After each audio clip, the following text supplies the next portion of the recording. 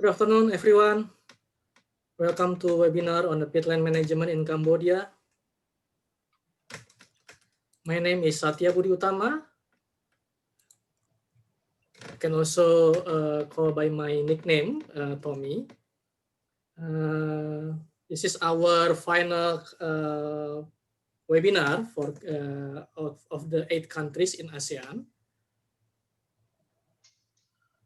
On behalf of People for Peat Coalition, I'm delighted to welcome you today, this afternoon, to the final series of webinar on the peatland management in ASEAN. This webinar is organized within the framework of the sustainable use of peatland and haze mitigation in ASEAN, or as we call it, the SUPA program. The SUPA is an ASEAN-wide initiative supported by the European Union, designed to sustain ASEAN's endeavor in combating transboundary haze pollution and peatland fires. I wish to extend a warm welcome to Mr. Faisal Paris of GEC that will be presenting his presentations on the current situation on peatland management in Cambodia. Welcome also to colleagues from other peatland projects and initiatives in ASEAN.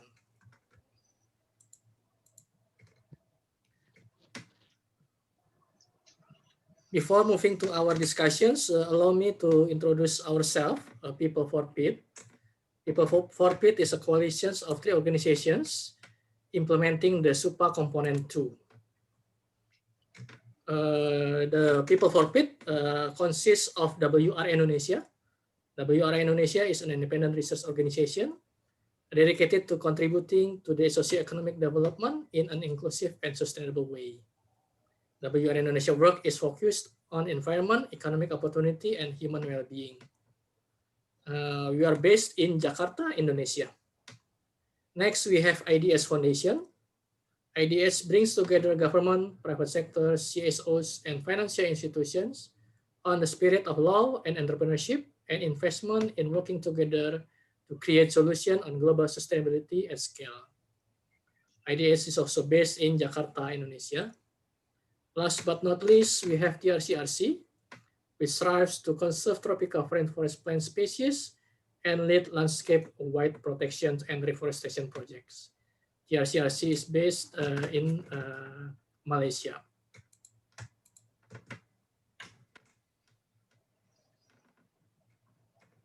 Next, please. So why peat? So it's a bit of quick facts about the peatland situation. Southeast Asia is actually home to 56% of the world's tropical peatland. That amounts to approximately 24 million hectares across the region. The critical functions of peatlands are: it is the largest natural terrestrial carbon store. Peatlands are also important as a critical ecosystem for biodiversity, and peatlands regulate water resources, preventing floods and droughts.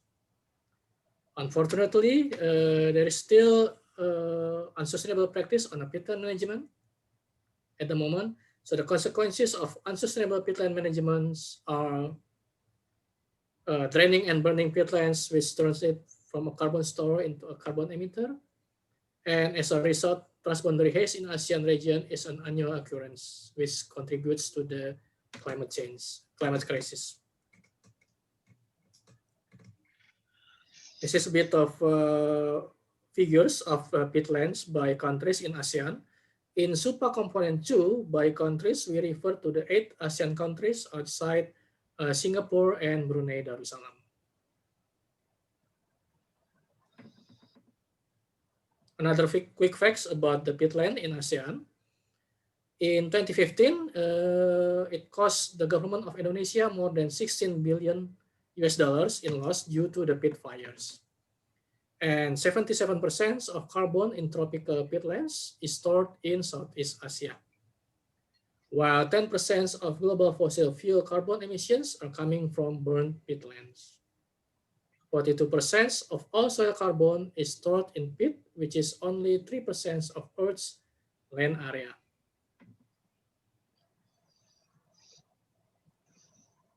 There are a number of challenges in managing the peatland. Among those challenges, these are the main challenges that we try to address in SUPA component 2. The first one being the lack of reliable data informations about the peatland management, limited options for sustainable business solutions, and limited access to funding in peatland areas. And also there is lack of awareness and capacity in managing peatland. And those challenges are translated into the three main pillars of SUPA component 2. The first pillar is working on the data informations related to identifying the knowledge gap on the current peatland management across the countries in ASEAN. The second pillar is related to the livelihood aspect of the peatland management. So in this pillar, we're working on the business and investment through the establishment of seed funds, testing of business models, and establishing and testing the business hub.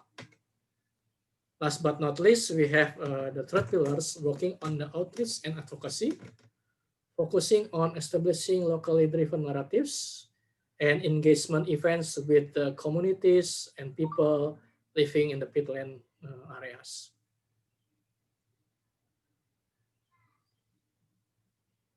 SUPA component 2 is working with the non-state actors. So by non-state actors, we refer to a broad range of stakeholders, which consist of village level communities, unions of farmers and smallholders, universities and research centers, civil society organizations, private sector or supply chain companies, and banks and financial institutions. Our spotlight today is Cambodia. So the current fact about the peatlands in Cambodia is that it spread in the two main locations in Pim Krasok Wildlife Sanctuary and Botum Sakor National Park. The mapping of Cambodian peatlands has only happened in the last 10 years. Cambodia is currently part of the Mekong Peatlands project. And Cambodia is home to the unique coastal mangrove peatland. We have also active community groups, and the current management of peatland plan allows subsistence harvesting by the local community.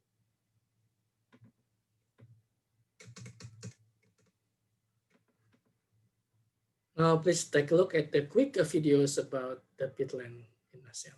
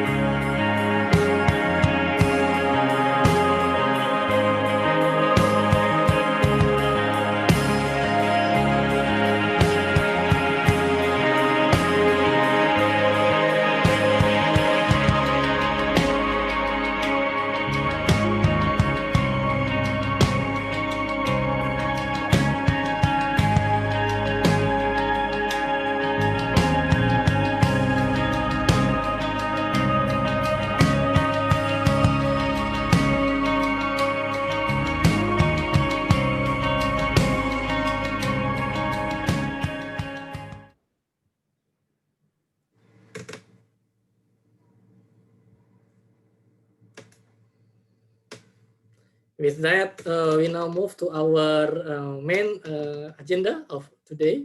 I invite my colleagues, Mariam Ghani, to guide our discussions. Maria, over to you. Thank you so much, Tommy. Jumreap, everyone, and thank you for joining us today.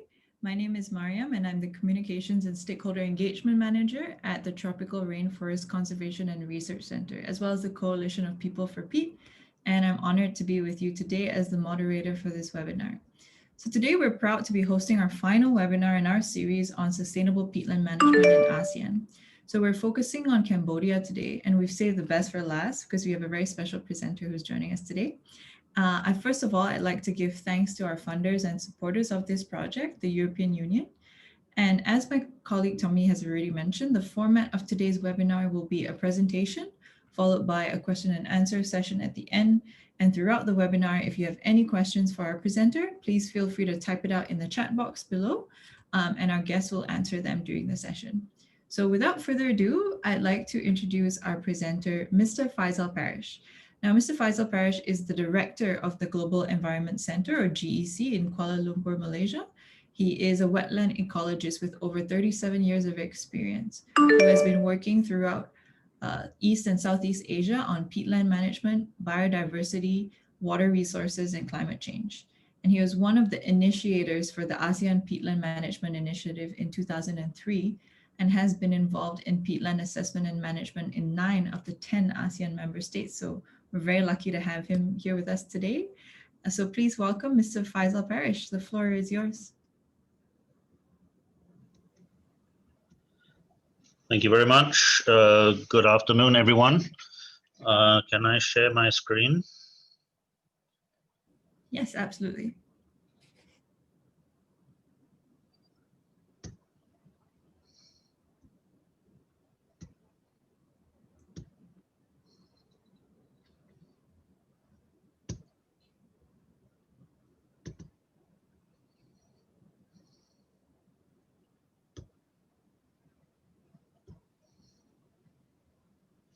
Okay, I hope everyone can see that. Crystal clear. Yeah. So this presentation has been prepared by myself, Lipat Khoi from Vietnam, who's been our lead technical person for our peat surveys, and Serena Liu, my colleague at Global Environment Center, who manages our peatland program. The work that we're doing currently in Cambodia on peatlands is under the framework of the Sustainable Management of Peatland Ecosystem in Mekong countries, or the Mekong Peat Project, supported by IUCN and GF. But earlier work which was undertaken that I'll be sharing was supported under the EU CPEAT program implemented by GC from 2011 to 2015. So for my presentation today, I'll just highlight a little bit about the location of wetlands in Cambodia, just to update to everyone of what is peat and what are the definitions we're using. Peatland assessments undertaken in Cambodia, and focus then on describing the main peatland type in Cambodia that we currently know, which are coastal peatlands, and then give some information on other possible peatland types which may be documented in future in Cambodia. So this is a map of the wetlands in Cambodia. This was developed by a Ministry of Environment and the Mekong River Commission in 2003. And basically you can see in shades of blue, those parts of Cambodia identified as wetlands. The largest area being the floodplain of the Mekong River and the Tonle Sap system. But there are also some areas you can see on the coast. So we have tried to look into this basic map of wetland distribution to identify which of the wetlands are peatland systems. So what are peatlands? So basically ecosystems characterized by the accumulation of organic matter derived from decaying plant material under permanent water saturation. So basically for peatland systems, the production of organic matter exceeds its decomposition, and the net accumulation of dead organic matter as peat of differing thickness. But the vegetation types and location may vary quite significantly. But the key factor is that the organic matter production exceeds decomposition. So for the Mekong countries, we're recommending to identify peatlands by following definition of organic soil in the World Reference Base for Soil Resources of FAO and the US Department of Agriculture Key to Soil Taxonomy, which basically is stating that the they are areas with cumulative organic layers greater or equal to 40 centimeters thick in the top 80 centimeter of the soil. So half of the top 80 centimeter of soil is organic layers. That means that it may be interleaved with layers of mineral soil. So particularly in Mekong countries, peatlands often get a significant input of inorganic or mineral soil due to flood or river inputs. Peatlands need to be saturated for water for at least 1 month in most years, unless they're artificially drained.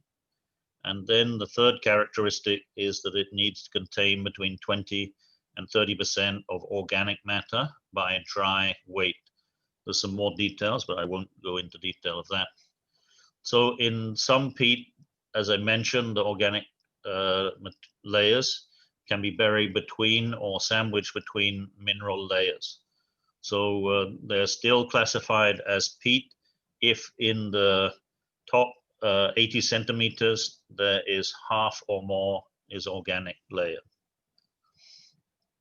So what are the areas where GC has undertaken assessments?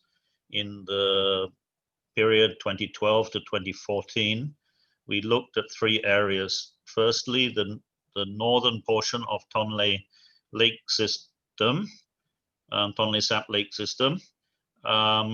In this area, we still believe that there are peat, but at the time we did survey was just at the start of the wet season, and water level in Tonle Sap was rising, and we had difficulty of access. And many of the sites have been repeatedly burned for agriculture, leaving relatively thin organic soil layers. We believe that through further survey, there will be peatlands confirmed in Tonle Sap basin. The other 2 sites that we focused on are coastal areas, Pemkasok, which is the northern one of the 2 circles here, and Botum Sakor, which is to the north west of Sinahokville, which is on the coast here. So those are the areas that we looked at. First, we looked at Pemkasok. Our approach was first to analyze a satellite. So this is a satellite image of the Pemkasok area.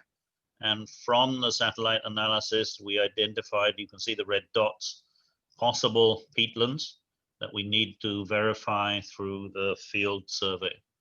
So this is then the same area, the field survey sites that we undertook. And then basically we found 30 of the 32 sites that we identified from the satellite were confirmed to have organic layer ranging from 44 to 2 meters thick. So all coming within the classification of peat, all but 2 of the sites. Average depth was just over 1 meter, and underlying the peat layer were mangrove clay.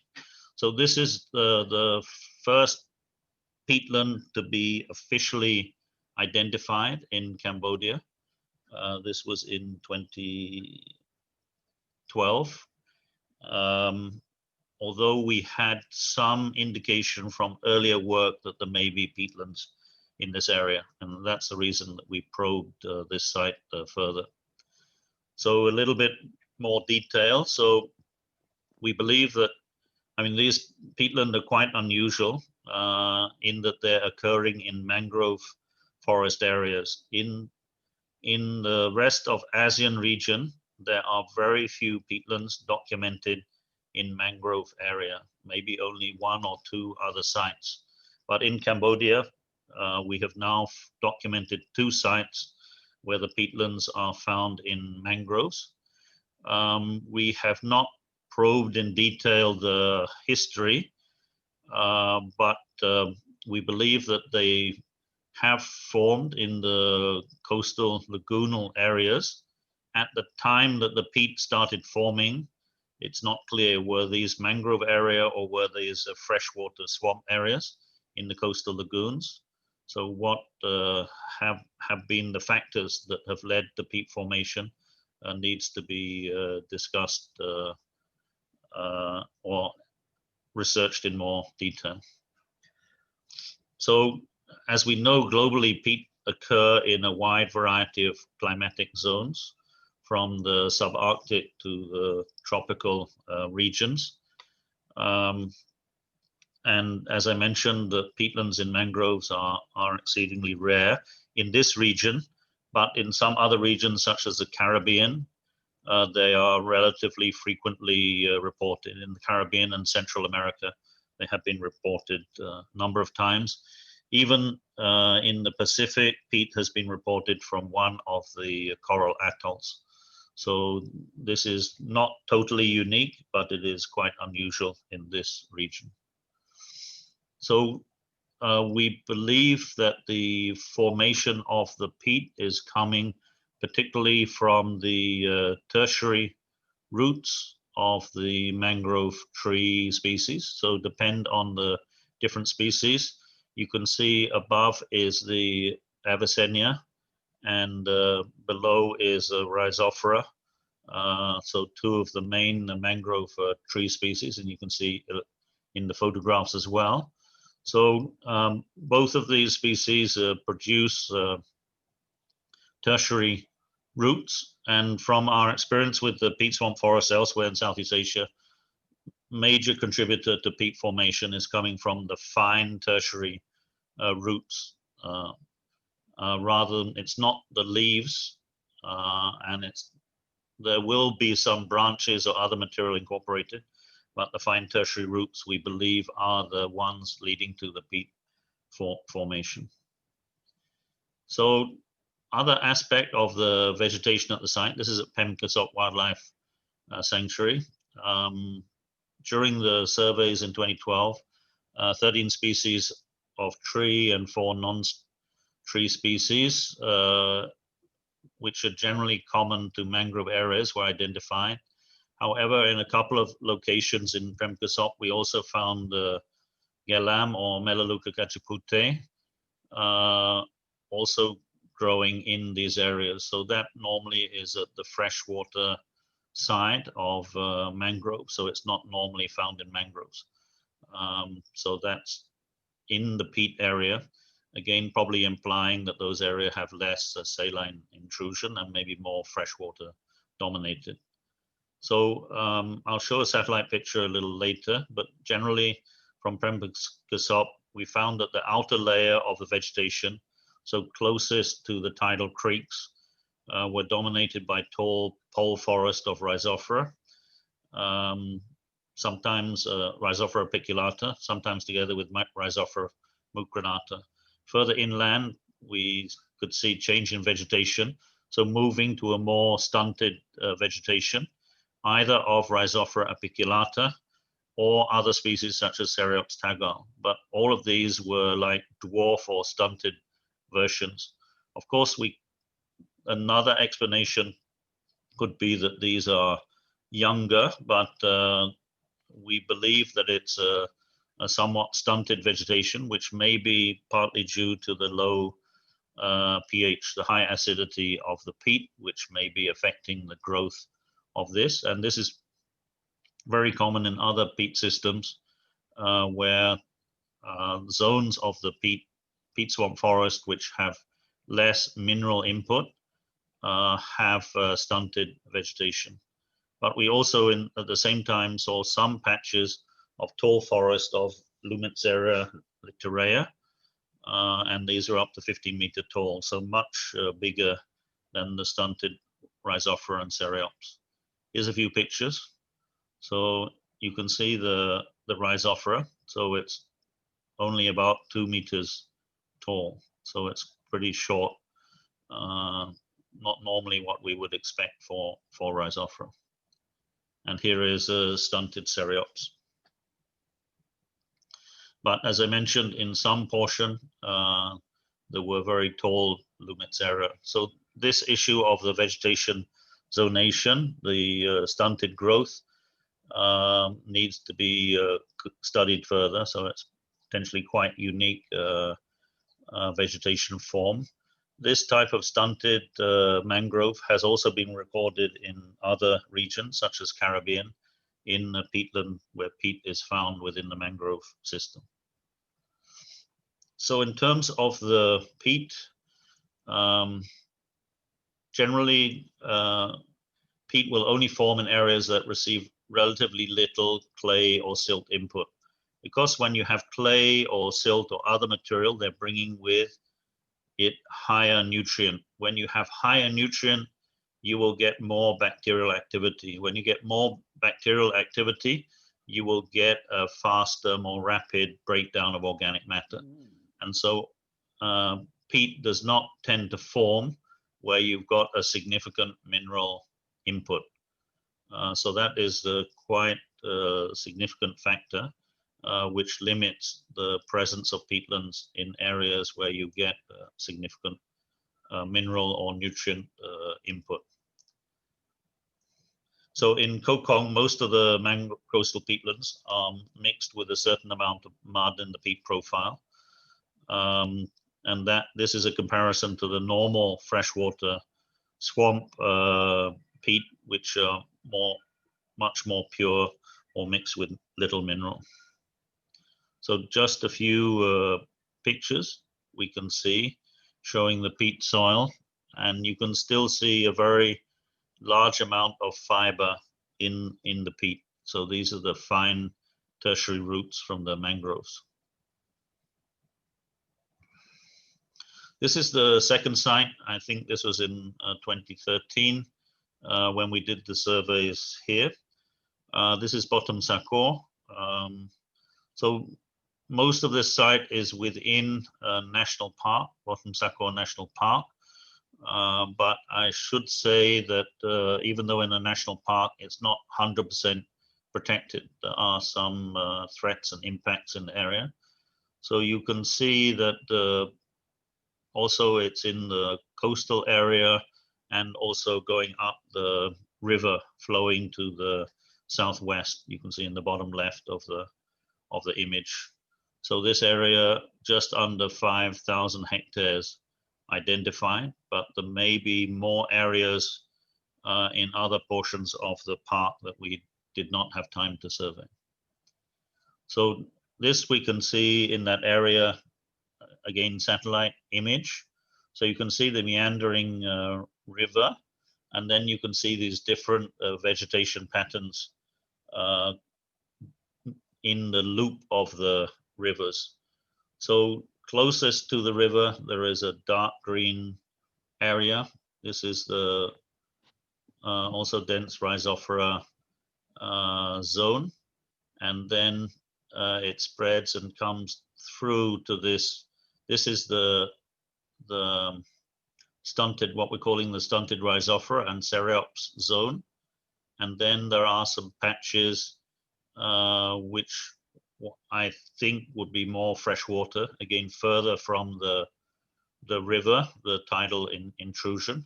And these areas where we're finding Lumnitz area and sometimes Melaleuca in those areas.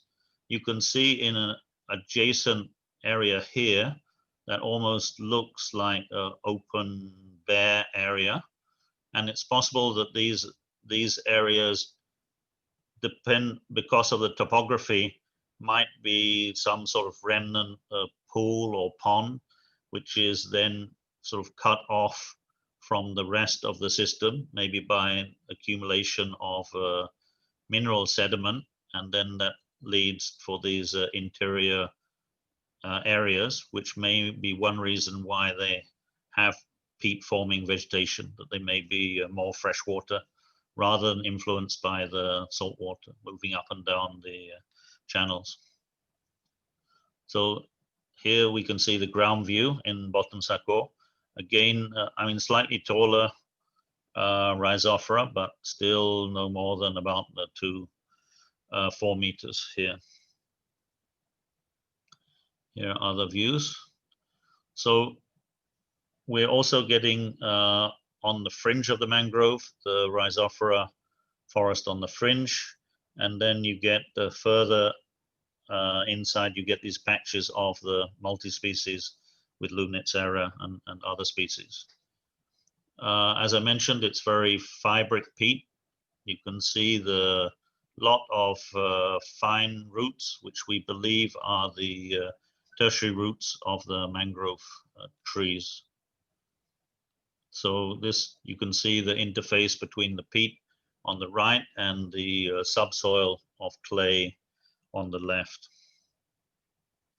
So the peat is relatively acidic. It's a pH 4, not quite as acidic as the, say, Indonesia or Malaysian peats, which drop down to about 3, but it is definitely acidic.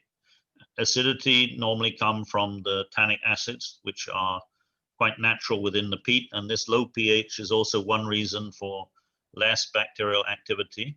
So it's a factor that help maintain, to establish and maintain the peat, is the acidity. And this also implies that there is little saline water coming in. Seawater is a very strong buffer and tend to be around neutral. And also mixing into areas, it will tend to buffer the pH of the groundwater. So the fact that we're finding pH 4 implies that there is not so much tidal water coming into these areas. So it may be correct that they're isolated from that tidal input. This is a transect through the mangrove peatland in Botum Sakor from our field survey. So you get first a zone of rhizophora on the fringe, and that tend to be on muddy sediment, not peat. And then you move into the peat area with a complex mangrove forest, and then moving to a Melaleuca forest at the back. So this sort of zonation is there. Also, we're getting, as with Prem Kasop, we're getting the areas with the dwarf or the shortened vegetation as well. So this just a few shots from the survey. Top right is a sun vissal from the Ministry of Environment. So the surveys were done in conjunction with the Ministry of Environment, Global Environment Center, local, provincial conservation staff, and also some representatives from universities. So we're now starting the new program under the framework of the Mekong Peatland Project. And we've just starting off with a peatland assessment, and we're trying to map out potential peatlands in other parts of Cambodia for the further determination of the extent of peatlands. So we had online training course involving the team from Ministry of Environment. Dr. Srey, you can see sitting at the head of the table, and other members. So we've been basically building the capacity of the team in the Wetlands division of the Ministry of Environment to undertake remote sensing analysis. We're using the Mekong peatlands as one of the example for testing. But now we're basically using that knowledge or skills that they've developed. They're now in the process of doing some indicative peat maps for the Tonle, the lower Tonle Sap basin. And as of our meeting last week, they seem to have identified quite a lot of potential peatlands in the lower Tonle Sap basin, and intend to undertake some field surveys late this year or early next year to verify whether those peatlands are present. So this is just not from Cambodia, but some example from neighboring country, from Myanmar and Lao PDR, which illustrate a bit some of the types of freshwater peatlands that we are expecting to find in Cambodia in the further surveys. So this is the schematic diagram to show the formation of lake basin peatlands. This actually taken from Inle Lake basin in Myanmar, where you basically get floating vegetation layers being established on the surface of the lake growing from the edge, and over time they start creating a peat layer underneath the vegetation. And in the case of Inle Lake, this lake rises and falls quite some distance, maybe about 3 to 4 meters of rise and fall, or sometimes more, and the floating layers move up and down. But eventually, over time, they will thicken, and at the edge of the lake, then they may join to the lake surf, to the lake bed, and form, one could say, a permanent peatland area, but still connected to floating peatlands further out. So this based on a couple of transact that we have done in Inle system. And here you can see one of those lakeshore peatlands. So where I'm standing is mineral soil, and then going into the edge of the lakeshore peatlands, and beyond that are floating peatlands. So I think that this would be found in lakes where the fluctuation may not be so high. For the Tonle Sap, the fluctuation in water level is up to, I think, about 8 or 10 meters. And that may have an effect on the peat formation. But here it varies between 2 to 3 to 4 meters of seasonal fluctuation in the water. So that's why we're finding significant amounts of peatlands around the Inle Lake, which is the largest lake in Myanmar. This other example, this is a floodplain peatland. This is near in Vientiane province in Lao PDR.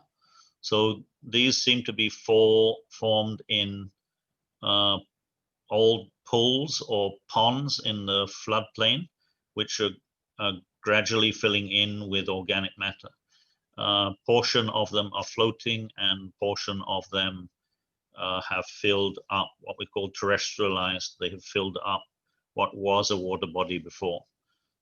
So both the terrestrial peatland and the floating peatland may be identified in Cambodia in the future. Here again is other pictures. You can see also quite coarse fibers in this type of floating peatland system. Also other views. We found peatlands in floodplain in Lao PDR of up to about 3.5 meters thick. So quite significant peat deposits. And these types of system could be also found along the Mekong Basin floodplain into Cambodia.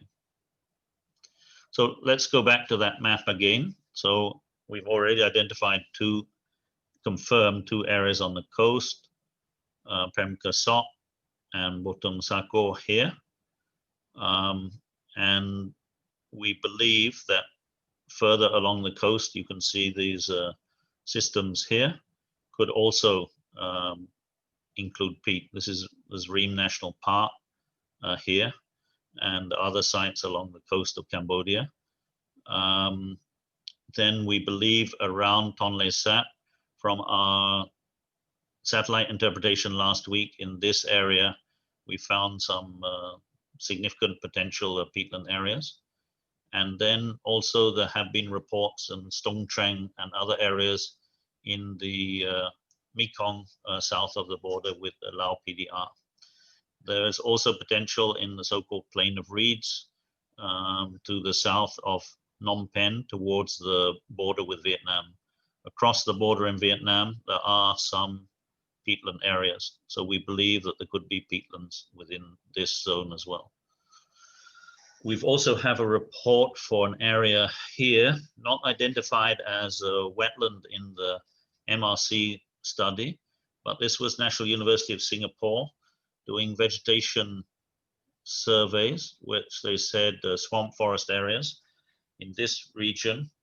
And they seem to indicate that there were organic layers, but no detail on the depth of the layers.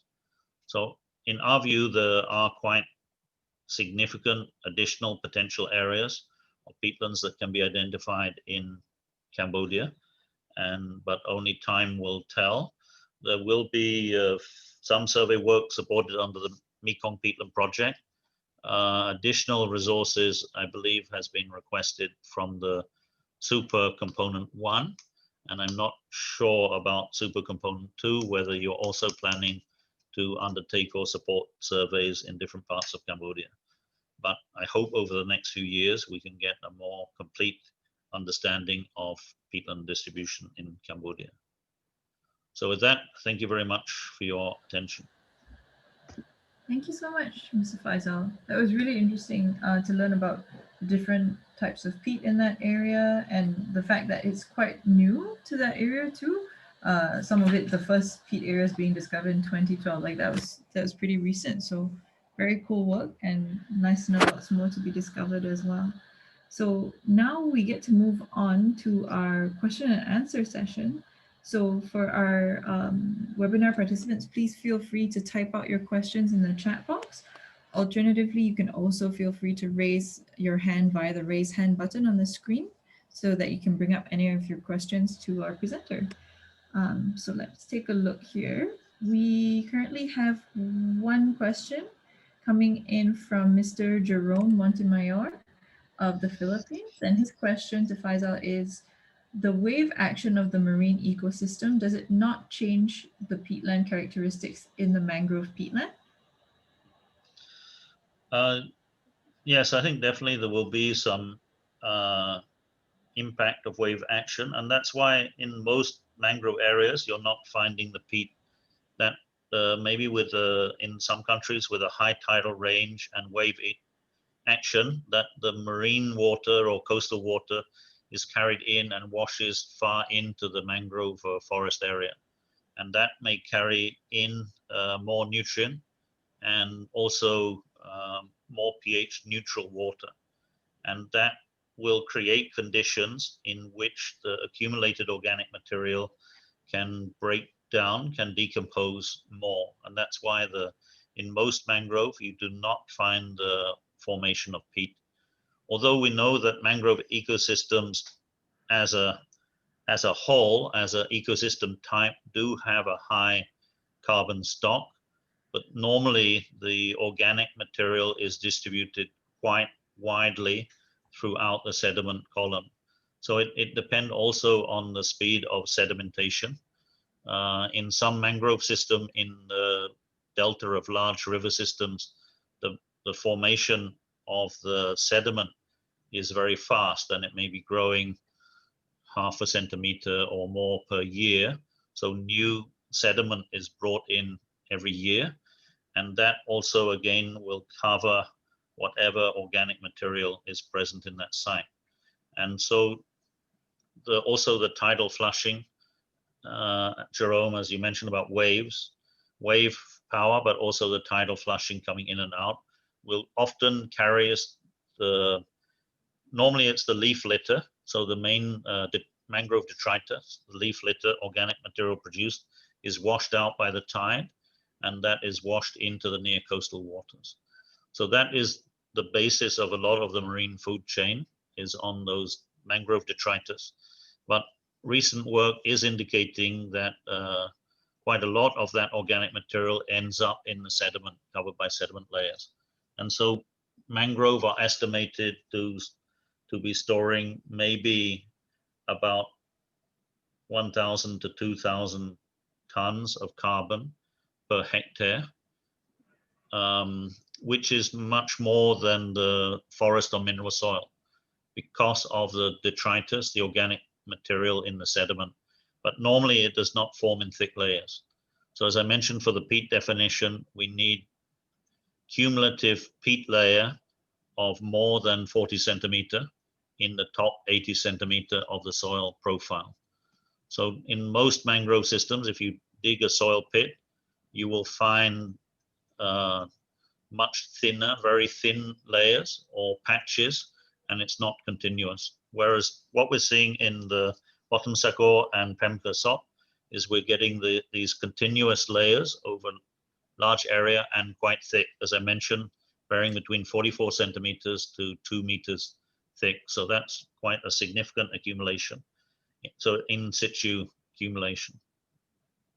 So I think those are the special factors about the mangrove, and that means that not every mangrove area is having peat. As I said, relatively few, and sometimes it may be about the history of the area. These areas may have been coastal lagoon, more enclosed coastal lagoon at the time of peat formation. So there may have been less marine water, brackish water coming into the systems, but we have to study further to understand that history in Cambodia. Thank you very much for that detailed explanation, Mr. Parrish. So we have another question coming in from Jo Ken Lee of People for Peat, which is, has any montane peatlands been surveyed so far? In Cambodia, not. We have montane peatlands in Thailand. So in Doi Entanon, which is one of the taller peaks in Thailand, in Chiang Mai region, we have montane peat. So there is a small peatland near the peak of the mountain. I think it's relatively small, a couple of hectares. So that is the only documented one. I'm not sure whether we really have much mountains in Cambodia. We have areas like the Cardamom Mountains, but I'm not sure that they're high enough to create those conditions. Basically, you're needing the high rainfall regime and the cooler temperature, which will slow down the decomposition and then create the situation suitable for peat formation. In the system on Doi Entanon in Thailand, the peat is formed from similar species as in temperate regions, and that is from sphagnum, which is a type of moss, which is one of the main peat forming plants globally, and that is found there. So it may be worth looking at any montane areas, but need to be a combination of montane with high rainfall and also the right topography. If you have montane but steep slopes or well-drained soil or limestone area, then you won't get the peat formation. We have found quite a unique type of peatland in Myanmar, and that is what we're calling spring mires or spring peatland. And these are formed where in limestone areas, the water percolates into the soil of the mountain and emerges at the base of the hills in springs. And then with that spring water coming up, creating constant wet condition, then we've had peat formation there. And the best example that we have is measured at 6.7 meters thick. So it's a very deep peat. So it's a mound, what we call a spring mound peatland. But there are only 2 we've documented in the Inle Lake basin.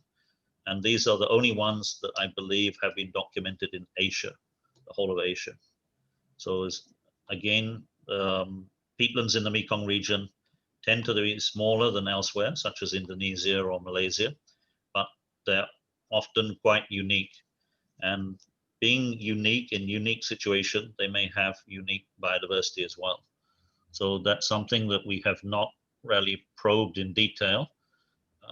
There may be unique species found in these peatlands in Cambodia that need further study. That's so interesting.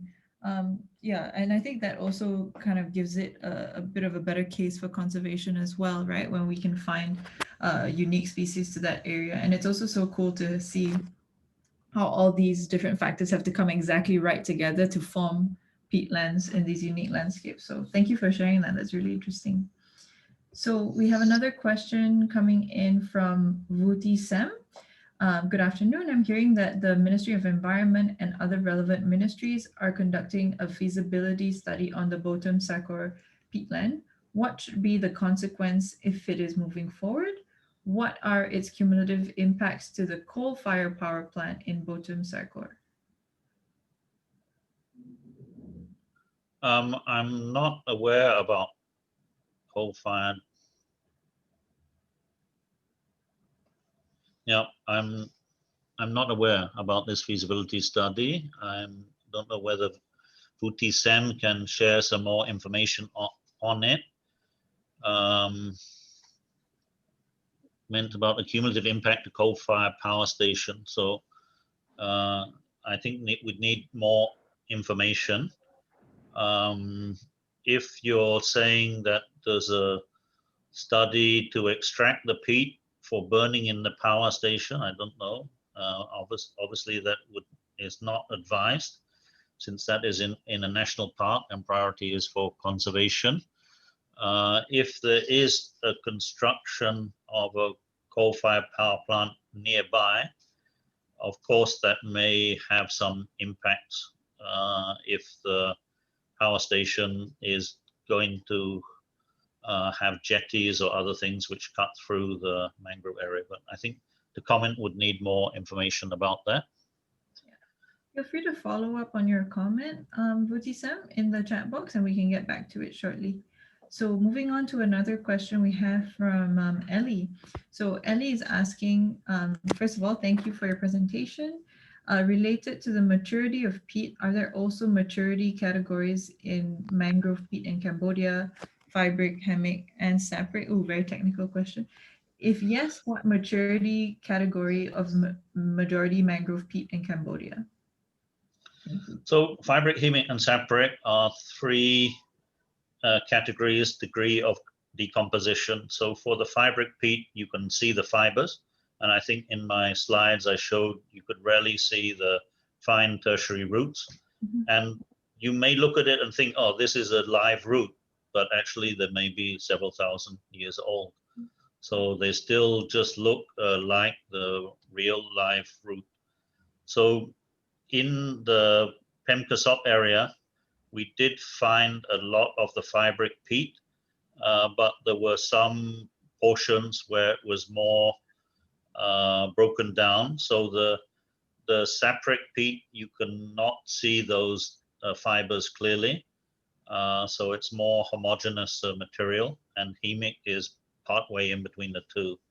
So I think that all of the three types do occur, but probably the larger portion that we saw was fibric peat. But we have not really mapped that fully in the sites in Cambodia. And so does that indicate what level of maturity the mangrove peat is under? The so-called maturity, I mean, this maturity concept is one of agriculture. So the more mature, i.e. the more broken down the fibers are, then the more suitable it is for agriculture. That's a general concept, but not appropriate for these areas. One, they're in protected area, and then they're in the mangrove. So I think it's not feasible for doing agriculture in these areas. So if it's fibric, tend to be younger formation, but not always, not necessarily. It depends on if you have areas where water table fluctuates a lot, you will get more sapric, because when the water table goes down, there is more decomposition. Where you have a constant high water table, you will get more fibric. So you sometimes find this in the lake basin peat. Even though they're 5,000 or 10,000 years old, they look very fresh. You can see the blades of the leaf or the stem of the plant. It looks very fresh, even though 5,000 or 10,000 years old. And does that, I mean, maybe not talk in terms of maturity, but in terms of the fibric, sapric, and hammock, does that relate to how much carbon ends up being stored? Relatively similar levels. Maybe the sapric is sometimes slightly more. What is more important for carbon storage is the compaction. So the amount of space between the peat fibers. So in the sapric tend to have what we call a higher bulk density. So it's slightly more compacted. So per unit volume, it will store more carbon.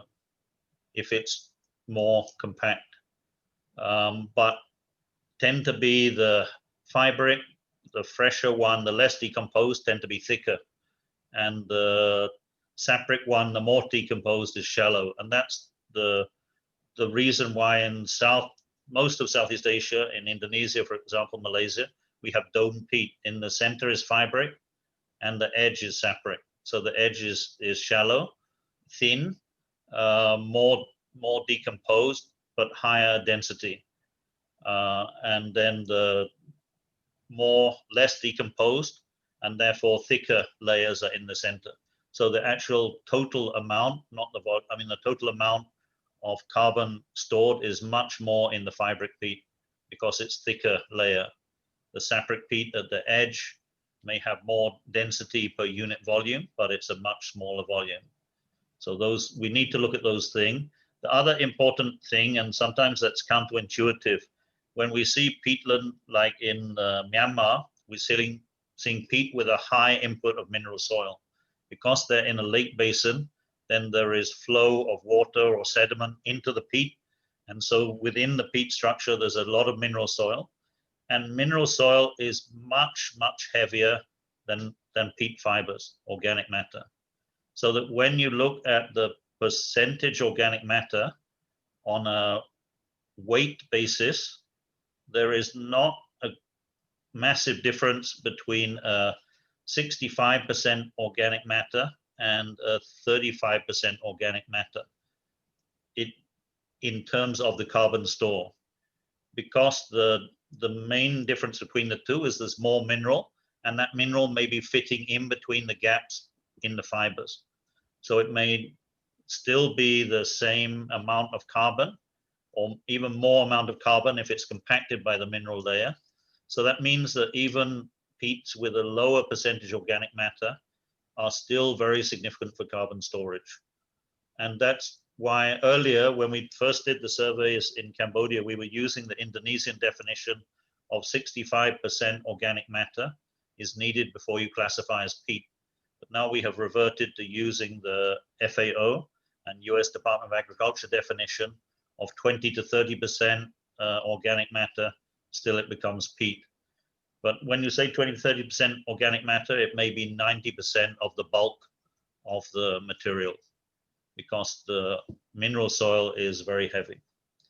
So sometimes a bit counterintuitive, but basically what it means is that any of these systems, whether they have high or low percentage of organic matter, as long as it's over 10 or 15% organic matter, is very important for carbon storage.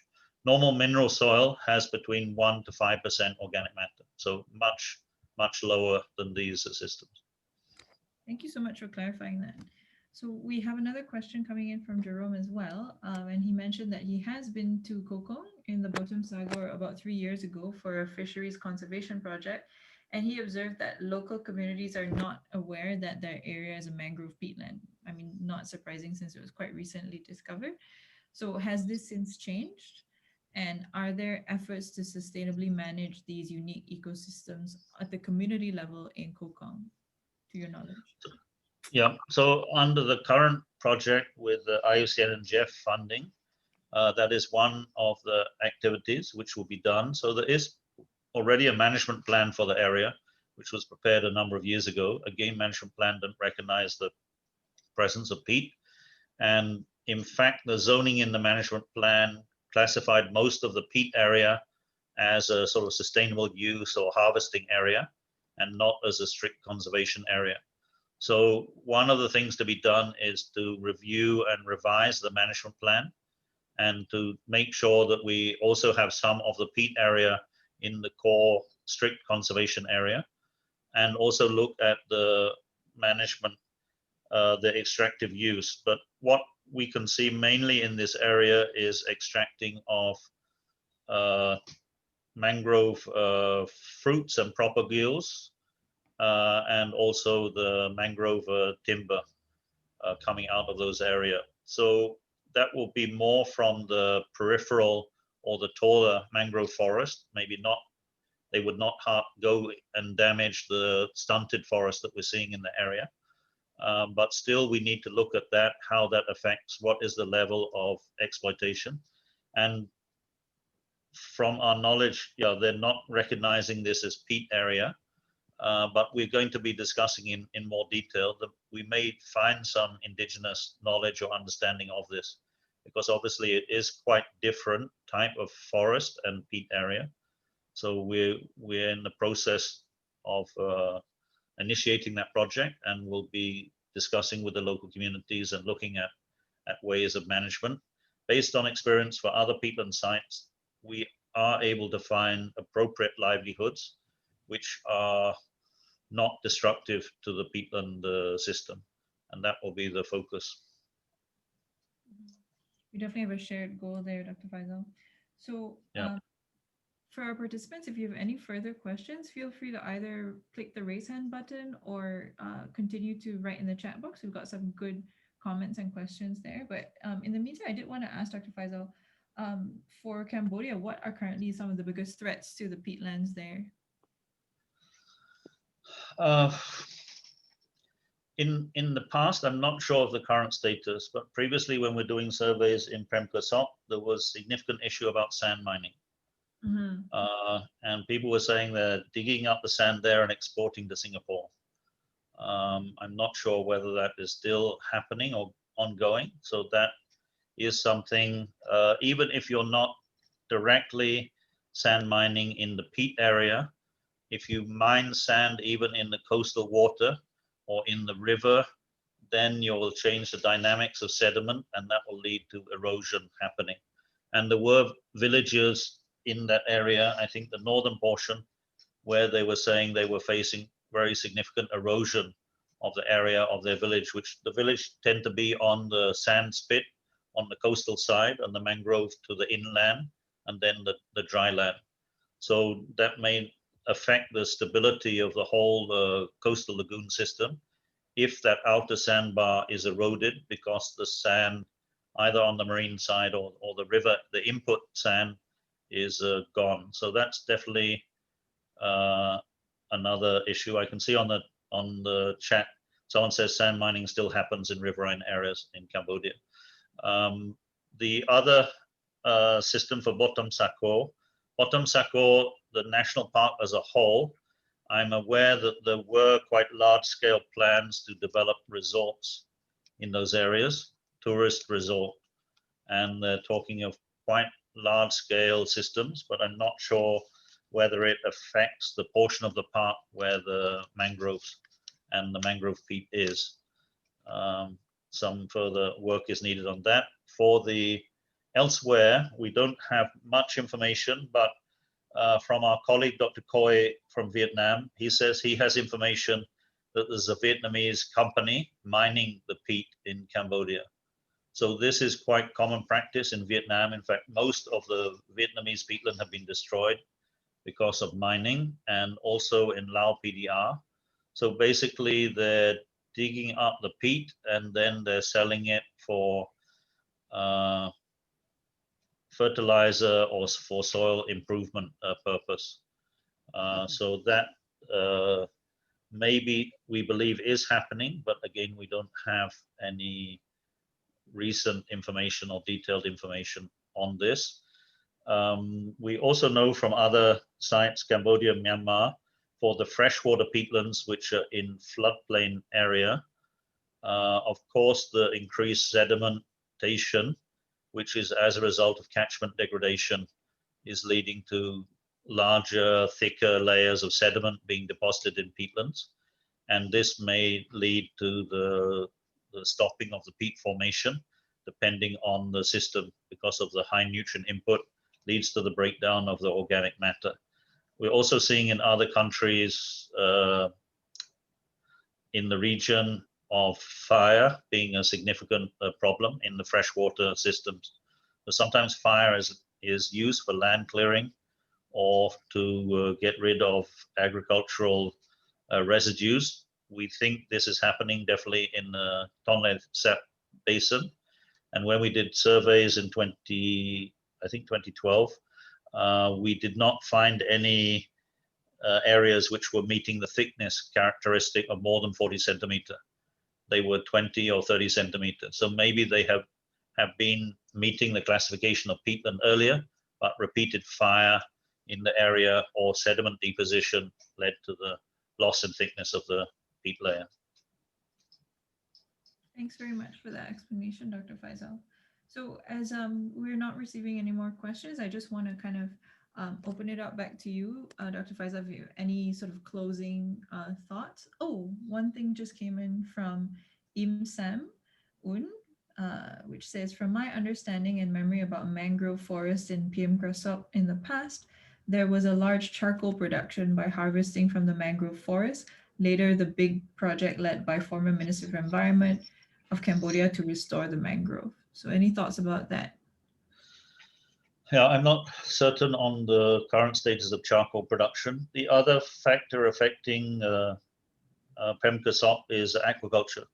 So there were significant portion, particularly in the north, and also beyond, I think, the sanctuary boundary towards the Thai border, there were significant aquaculture ponds. And I think wherever aquaculture ponds are constructed, by definition, they're going to destroy the peat because they're digging out the whatever is the soil, they're clearing the vegetation and digging that out. And that is definitely one of the main, that would lead to the highest destruction.